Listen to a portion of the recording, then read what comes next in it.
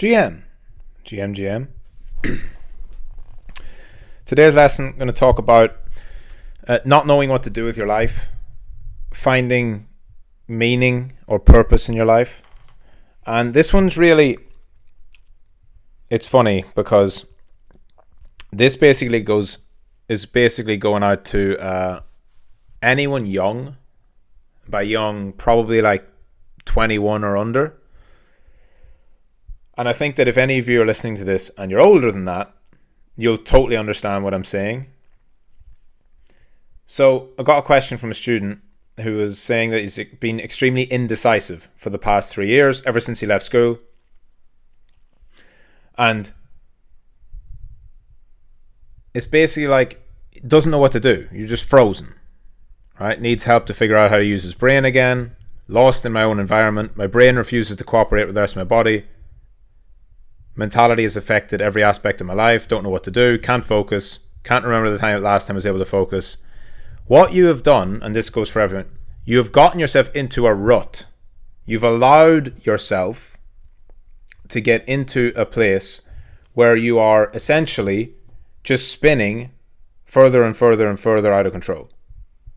Right? It's like this snowballing effect of you leave school and then you don't have the next thing planned, and so you end up just sort of doing nothing or taking a job somewhere, but not a job that you're passionate about. You just have a job to make some money, but then you realize after a few months, I don't want to be doing this. Like, I thought my life would be better than working in McDonald's. Like, that's what I did, right? And so then you quit that job and you go and do something else. But then that thing doesn't work out either because, it's not something you're passionate about. And then this also happens to people in the campuses, right? So for me, nothing like this exists. This kind of place didn't exist when I was young. If only it did, it would have saved me years. So what it was for me was I dropped out of school too. So I left school at 16, 17. Basically a year early. And thought I didn't want to go to school. Like, I thought I didn't want to go to college, to university, right? I was like, fuck that. I don't want to do that. I want to make money. And at the time, I was working part-time in McDonald's. And I just kept doing that for a while. I was like, I'm not going to work at McDonald's. Obviously, I'm going to do this, make some money. I'm going to start my own business. So I did that. I saved some money up. I quit that job. I started my own business. That didn't go well. I finished that. Like, I had to close that up. And then I just started working jobs, odd jobs here and there. I was like, because I had no skills, right? I came out of school, but I didn't have like trade skills. So I would go and work on a building site, but I would be like just a laborer. Then I would work in a shop, or I would work in, whatever. Literally just basic shit jobs. And then I got into a rut where I was like, because I had no school, right? I wasn't going to school. I didn't have a job that I was passionate about. I didn't have any skill, like strong skill. And I was 17. I was like, so what am I doing?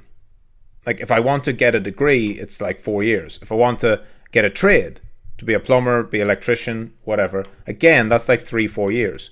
And as I just kept trying to think of what to do, nothing appealed. Because the only thing I really wanted to do was make money and have a business. But even that wasn't like well formed. It was just because I didn't want to work for someone else.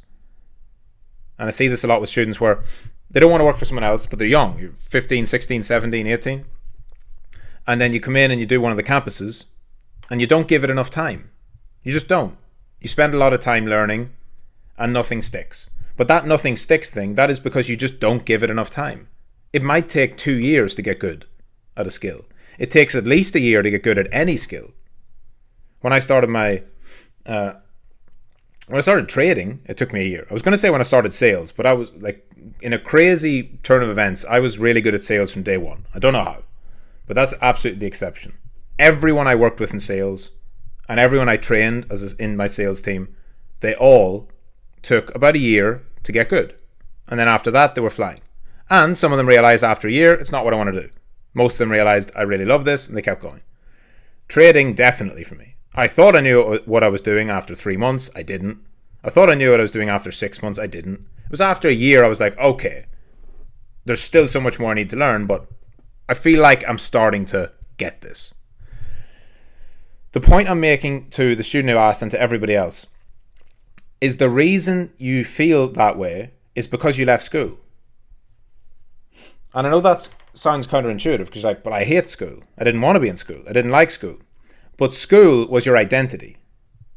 You're not suffering from indecision. You're suffering from a lack of identity. You don't know who you are. You don't have a purpose. And it's imperative for every man and woman, but I'll just speak for myself as a man, that you must have a purpose in life. That does not mean you need to know exactly where your life is going, but you have to have a mountain to climb. And it can be anything. It does not have to be something you're super passionate about. It needs to be something that is difficult. The more difficult, the better. That's why sales falls into it. Extremely difficult to learn how to sell, to be able to persuade people, to be able to speak. A lot of people just have a problem with speaking to strangers. There's a lot of hurdles you have to overcome. And then you've got the competitive nature and the money-driven aspect where it's work. Trading, nothing more difficult. It's very, very hard to ever feel like you're not working when you're a trader. Because every day it's difficult. Every day there's challenges. Every day there's things to overcome. You don't have a lot of time to sit around and feel sorry for yourself. So what has happened is that you've left school and your identity, which before was a student, is no longer that. And if you go from that, this is interesting because this is exactly what happened to me. I didn't like school, but when I was in school, that was my identity. That was my purpose. I was a student. All my friends were students. We were all doing the same thing. So I would go to school, hang around with my friends. After school, I would hang around with my friends. I would go home. I would do whatever I have to do, and I'd go back to school. And so you don't sit back and think, oh, I'm doing nothing with my life, because in your brain, you're like, well, I'm in school. Even if you don't like it, it's your identity. And so it's very hard to feel that lack of decision. You don't have any decisions to make. You're just a student. When I then dropped out, it wasn't long before I was completely just fucked. I didn't know what to do. I spent a year, basically, just not knowing what I was doing and getting worse and worse and worse to the point where I was just completely confused, completely depressed. That was what I would have said. Oh, I'm depressed. But really all I was doing was just feeling sorry for myself because I wouldn't get myself out of my rut and go and work at whatever it was. And what actually got me out of it was I decided to go back to school because I'd started my business, and then I started to like the idea of business, but it didn't go well. And I was like, okay, maybe I need to learn business. Turned out to be obviously wrong. I went back, finished school, went to university, went and did business. The actual degree doesn't teach you anything about business. But what was good about it was it gave me a purpose again. I was like, oh, so I'm going to go back, finish school, go to university, finish that. So there you have a new mountain to climb. The mountain is now finishing school, finishing university, getting on out. Then when I finished university, the exact same thing cropped up. Literally, the day my exams ended, the very next day I was like, what next? Because at that time I was working, I was working in the gambling industry, but just working in it for a company, and it wasn't like a long-term thing. And I finished my university, and I was like, oh, so now I'm finished. Now I've completed university, and I'm working in this company, but I don't want to work here. I was working there because it was something I could do while I was a student. Straight away, the same thing hit me again. It was like this whole fear of what's my life purpose? What am I doing? What am I supposed to be doing? But because it had happened to me before, I knew exactly what to do. I was like, oh, I need a new challenge. So I ended up fucking moving to a different country, going into sales, just threw a bunch of challenges at myself, and I never looked back. And from that, I've always realized that any time you feel indecisive, it's because you are not doing something that is difficult enough. It's not. A lot of people think they're indecisive because everything's really hard and they've got a load of responsibilities and it's hard to do this and that and this. It's not. You need to have a purpose. But a purpose doesn't have to be something that you're super dead passionate about. It just needs to be something difficult that takes your mind off of what is my purpose. Your purpose is to improve. You can do that with anything.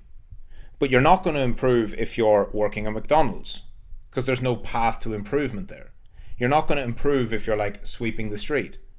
So it has to be something challenging to you. You are more than capable of doing anything, right? Anything you want to do. So that's why you don't feel good when you're working dead-end jobs or when you're not in school or whatever. The reason people feel that achievement from getting good grades is because it's difficult. If you're top of the class, that means you're the best in the class. Even if you're in the top 20%, you're still outperforming, right? And if you're not driven by academic achievements, same thing. Go and get a sales job and become the best salesman in your company. Go and do it. Why can't you? And what you realize as you go is that most of what you have, there's this thing, I don't know if it's ever been studied, but this is the part I said at the beginning. Anyone listening who's over 21 or 22, depending on your age, certainly over 25, you'll know this. I am convinced that there's something in, especially a man, like a young man's brain, that if he doesn't have a battle to go to, a mountain to climb, something difficult to do, that he is going to tend towards that depressive feeling and not knowing what to do with his life. And it's probably something to do with hundreds of years ago, maybe not even that long ago. 100 years ago, World War I and then World War II and everything since. At 19, you were in a ditch fighting for your life, right? So we are so fucking lucky and we're so spoiled, basically all of us, to have the lives we do. But I've always felt there is some lack of adversity that is just ingrained in the modern world, and especially for young men who are looking for a purpose, right? Because until you have children and pass on your bloodline and pass on your genes and start building your legacy through your kids, you don't know what your purpose is. And that's why you have to make it. It has to be a battle. It has to be challenging. That's why men go off and try and become professional fighters. That's why men go off and try and take over the business world and become the best salesman, the CEO. This is why we're driven to do these things. Because otherwise, you're going to feel that feeling of indecisiveness and lack of purpose, and that all leads to very negative places. But the good news is, you can just brute force your way out of it. I did it 3 times. From when I was leaving school, when I was leaving university, and then when I was leaving my sales job. I brute forced it into trading. So, the only action you need to take is some action. The hardest part of all of this is actually just taking that first step.